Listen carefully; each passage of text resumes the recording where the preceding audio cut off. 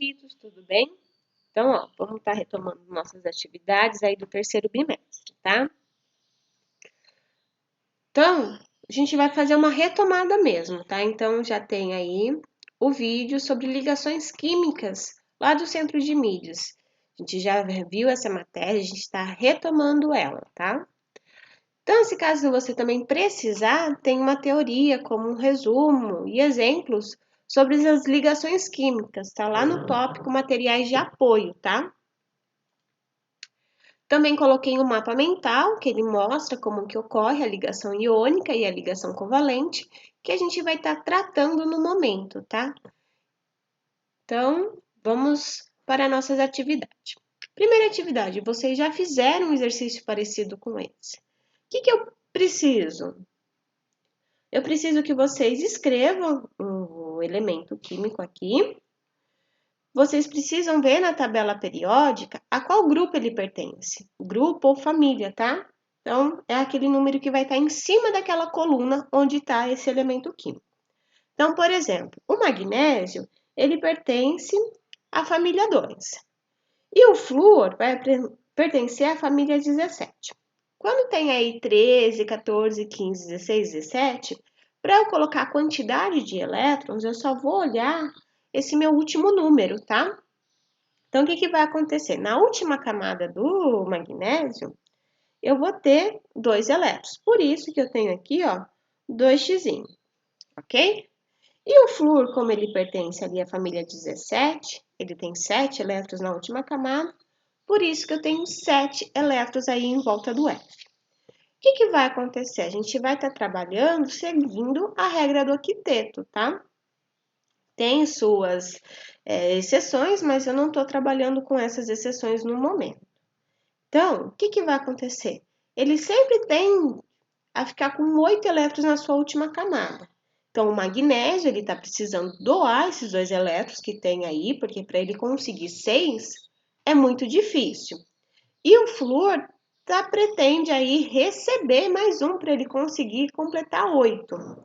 Então, o magnésio vai doar um elétron para o flúor. Então, tá aqui o primeiro. Só que esse flúor, ele consegue atingir 8. Beleza, o flúor tá ótimo. Só que o magnésio precisa se livrar de outro elétron. Então, ele vai doar para um outro flúor, tá? É o que vai acontecer. Aqui também eu fiz com o alumínio e com o enxofre. O alumínio precisa fazer a doação de 3 e cada enxofre precisa receber 2. Por isso que eu fiz 3 enxofres aí, tá? Tentem resolver, é parecido, vocês já realizaram esse tipo de atividade, tá? Não é tão complicado, não. No próximo exercício, pensando também nessa possibilidade, coloquei aí um dado falando do enxofre e do potássio e tem as alternativas. Eu quero saber o que vai acontecer tanto com o enxofre e quanto o potássio. Se eles vão receber ou ceder e a quantidade de elétrons que vai acontecer com cada um aí. Então, vocês leem cada alternativa e marquem a correta. Nosso terceiro exercício também é parecido com o primeiro. Eu dei aí o bário e dei o cloro. Vocês podem procurar na tabela periódica. Vou colocar uma foto também para vocês terem aí uma noção. Vocês precisam achar qual é a família que ele pertence, tá? Esses daqui são os números atômicos. É onde eu consigo encontrar eles na tabela periódica. Então, não quer dizer que ele tem 56 elétrons na última camada. No total, ele tem 56. Eu preciso descobrir na sua última camada. Então, eu vou estar analisando e fazendo a ligação entre eles, tá? Aí, eu vou entrar em ligação covalente. O que acontece na covalente? Ambos os elementos, eles precisam receber.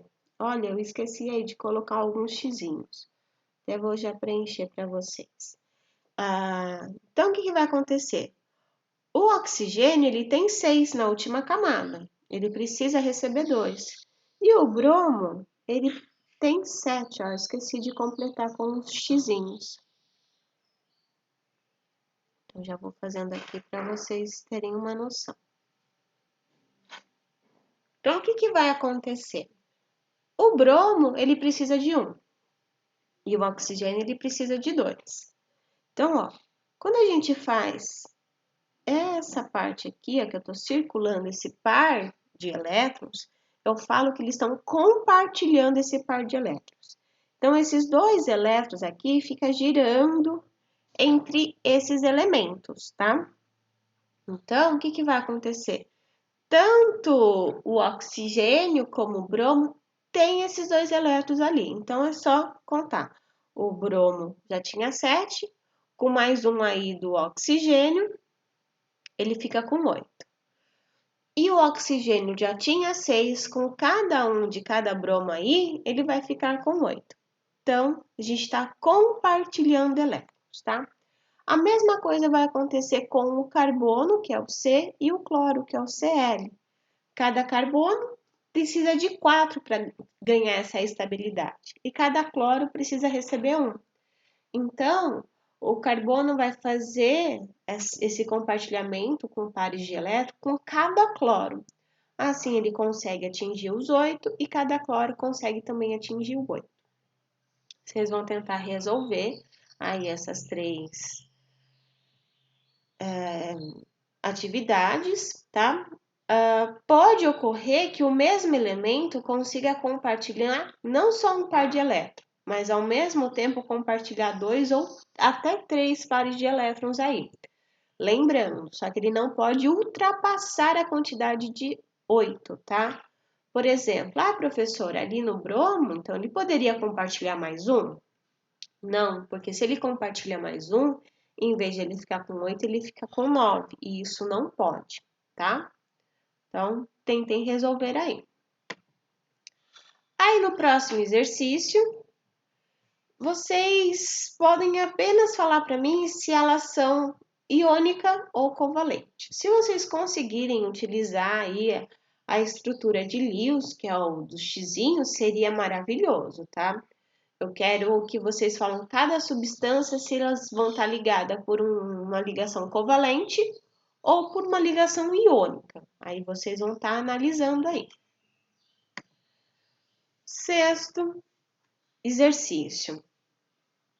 Esta questão aí, a gente vai estar falando sobre o sódio, o magnésio, o alumínio, o silício, o fósforo, o enxofre e o cloro. Eu quero que vocês vão consultar a tabela periódica, falar para mim quais são os símbolos de cada elemento desse e quais famílias eles pertencem.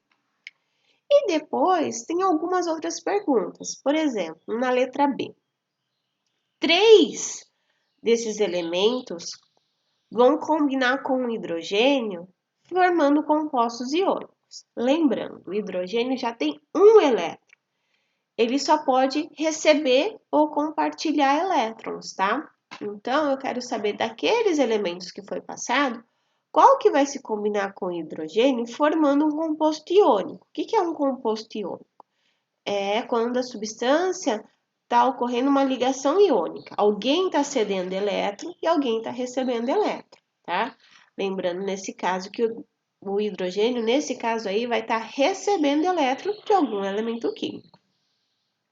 O hidrogênio máximo que ele vai atingir é 2, e o outro elemento vai perder algum elétron aí da sua última camada, ficando com a camada depois da penúltima camada aí, então que vai virar a última, tá?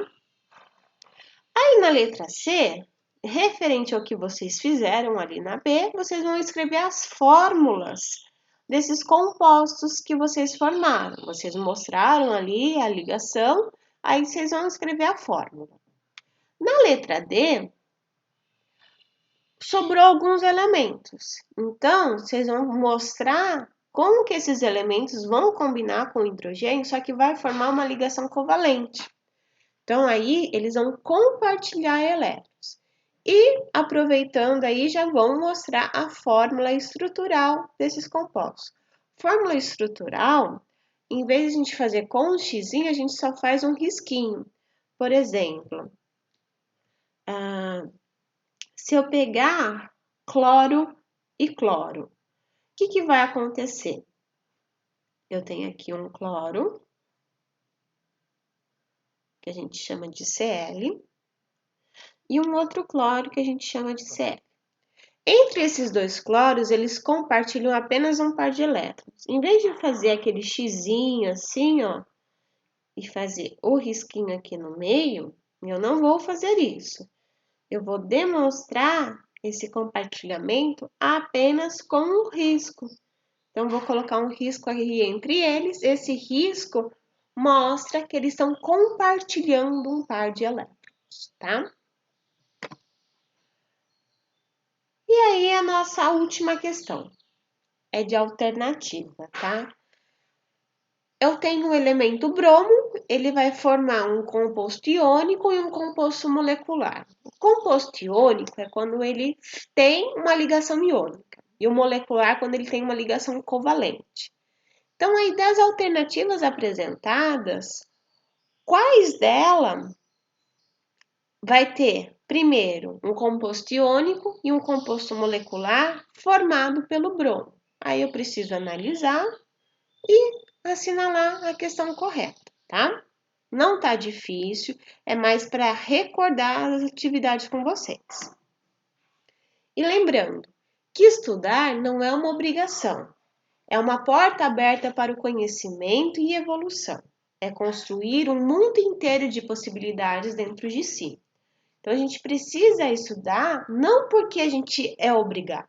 A gente precisa ver nesse estudo um motivo para nós crescermos e evoluirmos na vida, tá? Por mais difícil que seja, a gente não pode desistir. A gente precisa continuar construindo esse nosso crescimento, tá bom? Se caso você ficar com dúvida, não está tendo mais o plantão pelo Meet. Apenas estamos atendendo no presencial.